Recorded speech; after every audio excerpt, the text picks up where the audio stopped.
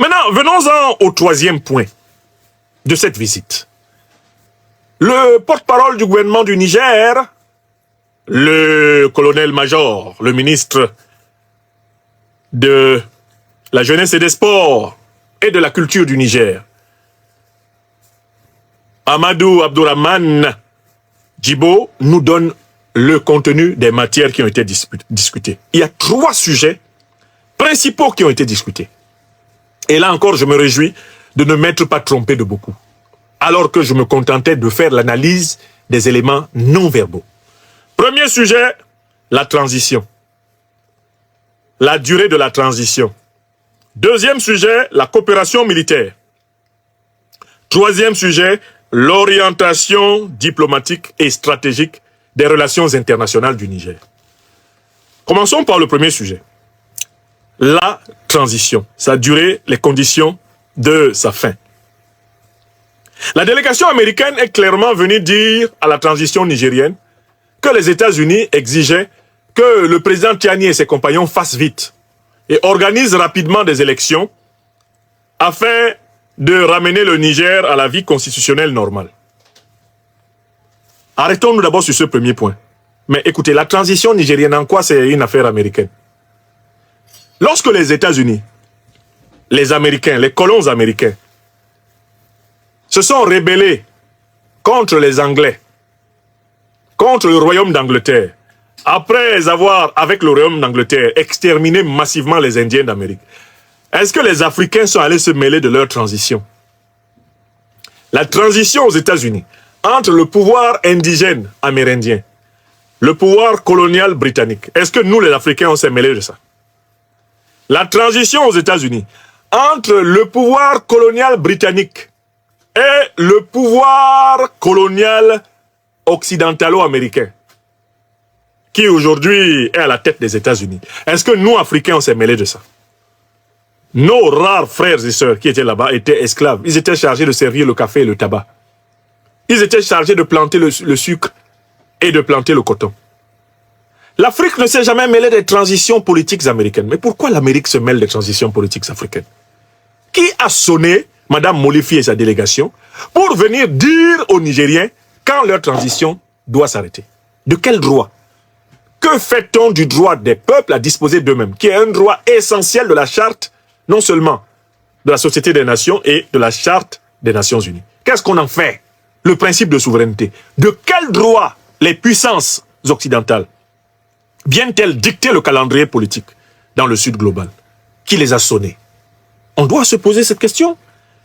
Et ils reviennent avec leur fameuse rengaine, la démocratie. Mais il faudrait d'abord qu'ils la pratiquent. Eux, aux États-Unis. Est-ce que les États-Unis sont une démocratie? S'il y a démocratie quelque part, c'est one man, one vote. Est-ce qu'il y a one man, one vote aux États-Unis? Non. Puisque vous avez aux États-Unis le système des grands électeurs.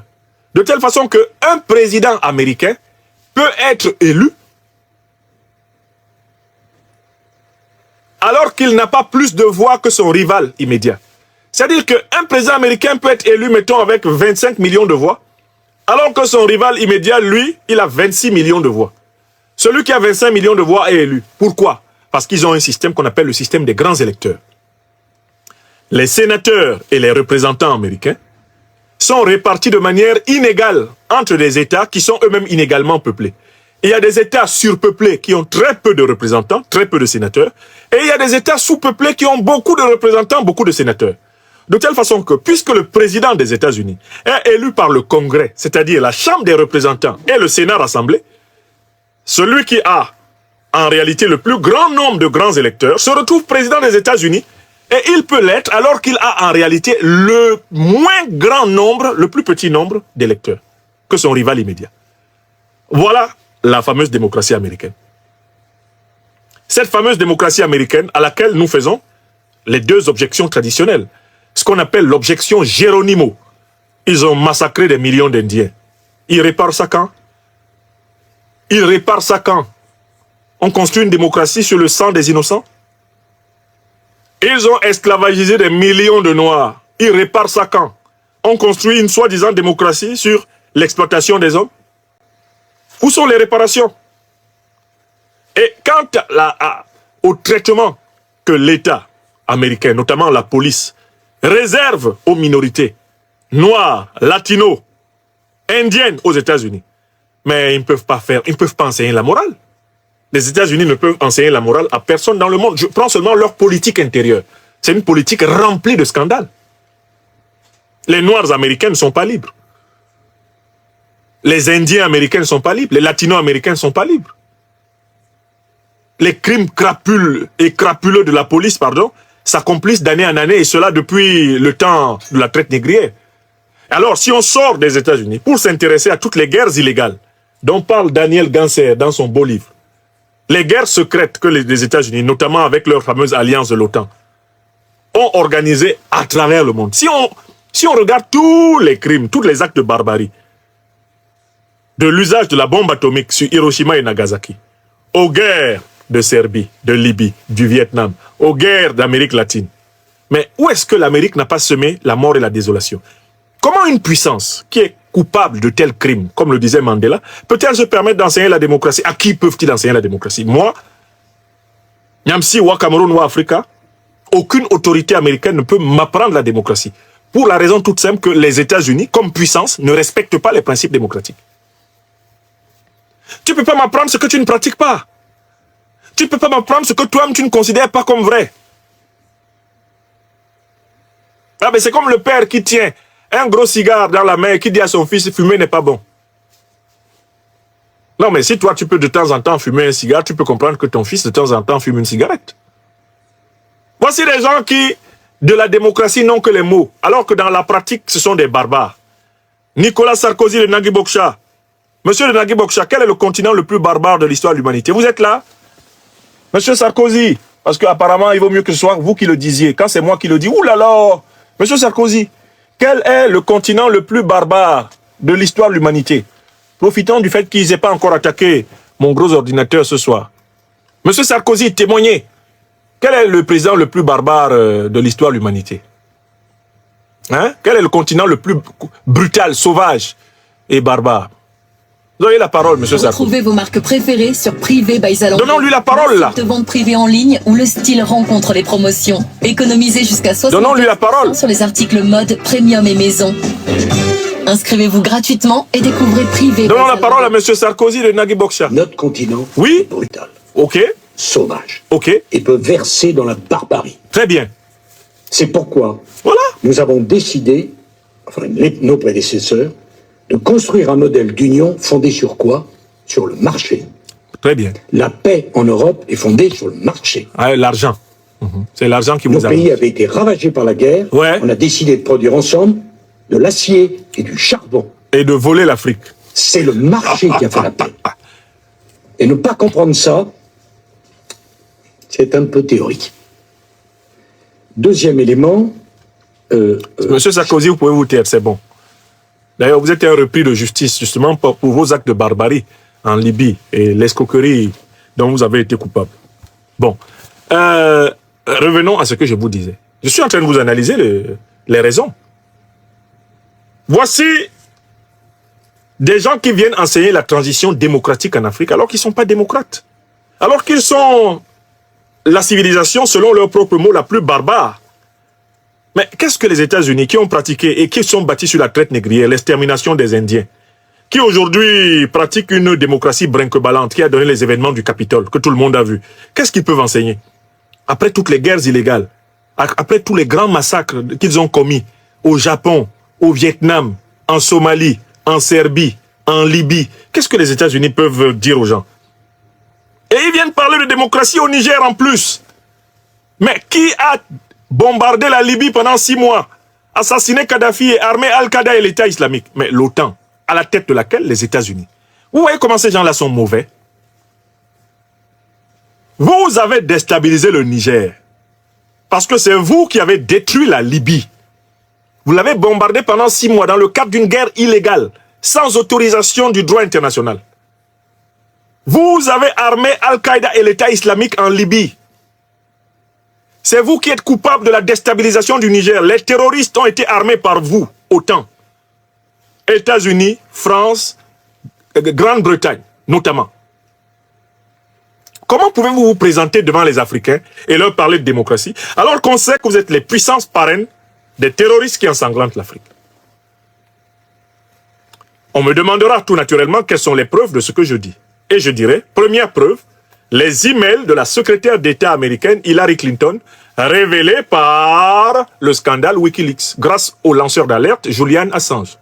Ces emails ont montré que les États-Unis d'Amérique ont bombardé la Libye et assassiné Kadhafi parce que celui-ci se préparait à créer une monnaie continentale africaine, dinar-or, qui aurait permis de libérer l'Afrique de la suprématie du dollar, de l'euro et du franc CFA. C'est écrit noir sur blanc. C'est écrit en noir sur blanc, eh bien, dans les emails révélés de Madame Clinton. D'accord? C'est écrit en noir sur blanc. Voilà une preuve. Et puis, je vous informe que je possède une documentation américaine très intéressante. Je cite simplement ici le livre de Peter Hoekstra, intitulé The Architects of Disaster, les architectes du désastre, dans lequel Hoekstra, un ancien sénateur américain, reconstitue les responsabilités américaines dans la déstabilisation de l'Afrique, la destruction de la Libye et tout ce qu'on observe aujourd'hui. Voici une puissance pompière pyromane qui a détruit la Libye, l'a bombardée pendant 6 mois, en association avec la France de Sarkozy, la Grande-Bretagne de Cameroun. Obama s'est même fait avertir par l'ancien chef d'État nigérien, Mahamadou Issoufou, ici à Deauville, à 100 km de ma position. Issoufou lui a dit, ne détruisez pas la Libye. Si vous détruisez la Libye, vous allez déstabiliser toute l'Afrique. Obama a dit à Issoufou, nous allons finir le job. No, we will finish the job. Comment la puissance américaine peut venir enseigner la démocratie au Niger, alors qu'elle sait que les Nigériens savent que c'est elle qui a fait venir Al-Qaïda et l'État islamique? En Libye d'abord, puis par la suite dans tout le Sahel. Est-ce que vous voyez à quel point c'est démoniaque ce que cette délégation de Mme Molefi et consorts sont venus faire? Est-ce que c'est normal? Pourquoi devons-nous accepter qu'on nous traite de cette façon? Tout le monde a vu la puissance américaine détruire la Libye. Tout le monde a vu assassiner Kadhafi.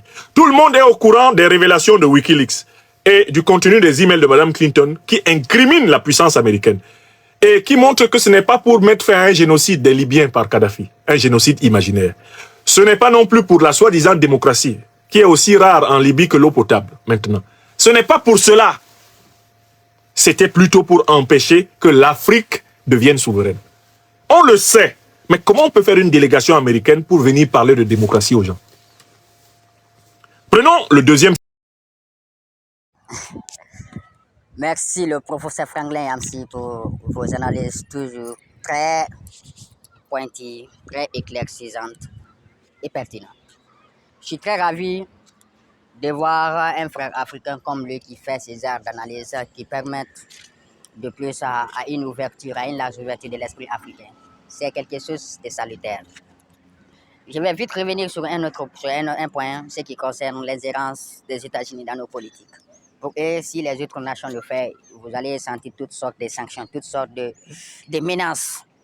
Mais eux, pour eux, c'est légitime de s'ingérer dans les politiques d'intérieur des pays du Sud. Comme ça, il n'y a pas de problème. C'est-à-dire qu'ils se portent même comme le garant de la démocratie, le garant d'une démocratie qui eux-mêmes ne sont même pas en mesure de garantir cette démocratie. Pourquoi? Parce que tu ne peux pas venir me dire d'appliquer telle loi, et pourtant tu sais, toi-même tu sais que tu ne fais rien pour ça. Tu n'appliques même pas, tu ne travailles pas pour ça. Tu es peut-être le dernier de la classe en matière de la démocratie que vous êtes en train de programmer jour et nuit. Et vous pensez que vous allez imposer comme ça, comme vous avez fait à nos pères comme ça, aveuglément, ils ont pu accepter votre démocratie. Vous pensez que ça va continuer comme ça? Non. Ça va pas continuer, ça a une fin. Et nous sommes bientôt à la fin même temps de la domination occidentale. Cette domination occidentale, cette hypocrisie occidentale, cet néocolonialisme, impérialisme occidental, nous sommes vers sa fin. Ça va terminer bientôt. Et l'AES sera le dernier bastion de l'impérialisme, du néocolonialisme, d'ingérence politique américaine en Afrique.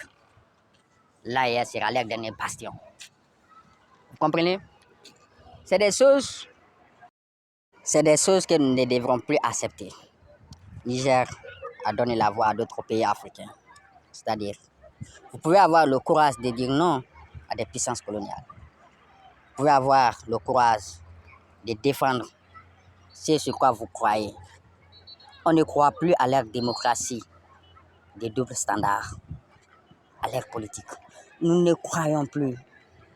Le Niger a ouvert la voie pour tous ces pays qui sont prêts à défendre leur dignité, leur souveraineté. Il est temps de dire non à ces puissances coloniales.